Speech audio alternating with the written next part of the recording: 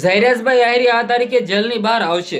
જી હા મિત્રો, વાત કીધો તમે બધા લોકો જાણતા હશો કે આજે જે નવનીતભાઈ ઉપર જે હુમલો કરનાર હતા તેમની અંદર 14 આરોપીને પકડવામાં આવ્યા હતા. 14 માંથી આજે 8 આરોપીને ક્યાંક ને ક્યાંક જામીન મળી ગયા છે. મહુવા કોર્ટે જામીન આપી દીધા છે. આજ 8 આરોપીઓ છૂટી ગયા છે. તો ભાઈ નવનીતભાઈ છે એ ક્યાંક ને ક્યાંક કહી રહ્યા છે કે ભાઈ આટલા જલ્દી ભાઈ કેમ છૂટી ગયા, પરંતુ ક્યાંક ને ક્યાંક ઝૈરાજભાઈ આહિર જેલમાંથી ક્યારે બહાર આવશે, ક્યારે ઝૈરાજભાઈ આહિરને જામીન થશે મંજૂર, તમને બધા લોકોના વિડીયોની અંદર વિગતવાર ચર્ચા કરવા જઈ રહ્યો છું. નમસ્કાર મિત્રો, ફરીવાર એક નવા ઇન્ટરેસ્ટિંગ વિડીયો સાથે તમારા બધા લોકોનું દિલથી સ્વાગત છે. સૌપ્રથમ ભાઈઓ યુટ્યુબમાં પહેલી વાર આવ્યા હોય તો વિડીયો શેર કરીને સબસ્ક્રાઇબ અવશ્ય કરી દેજો, જેથી હું તમારા સમક્ષ આવા નવા વિડીયો લાવતો રહું. હાલ તમે બધા લોકો જાણતા હશો કે ક્યાંક ને ક્યાંક ઝૈરાજભાઈ આહિર છે મિત્રો વાત તો હવે 7-8-9 દિવસથી જેલની અંદર બંધ છે. પરંતુ ક્યાંક ને ક્યાંક એની પહેલા જે પહેલા પકડવામાં આવ્યા હતા આરોપી, જેમની અંદર ક્યાંક ને ક્યાંક આમાં 14 આરોપી જેટલા નામ છે, 14 માટે 8 આરોપીઓને ક્યાંક ને ક્યાંક જામીન મળી ગયા છે. મહુવા કોર્ટે જામીન આપ્યા છે. હવે ક્યાંક ને ક્યાંક શરતો મુજબ જામીન આપ્યા હશે, પરંતુ ક્યાંક ને ક્યાંક નવનીતભાઈ એ એવું કહી રહ્યા છે કે ભાઈ આટલા બધા જલ્દી કેમ જામીન આપી દીધા, ક્યાંક ને ક્યાંક સજા મળવી જોતી હતી.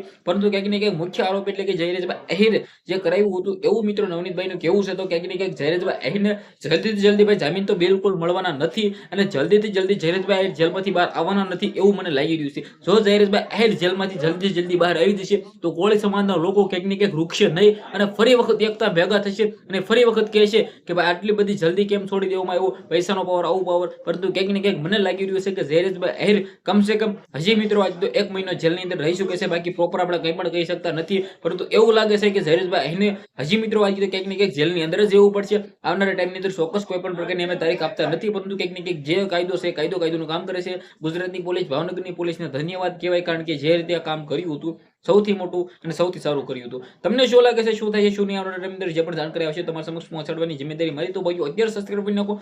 આજના વિડીયોમાં એટલે જ આપણે એક નવો વિડીયો મળી જશે. બધા લોકોને દિલથી ધન્યવાદ. જય હિન્દ, જય ભારત.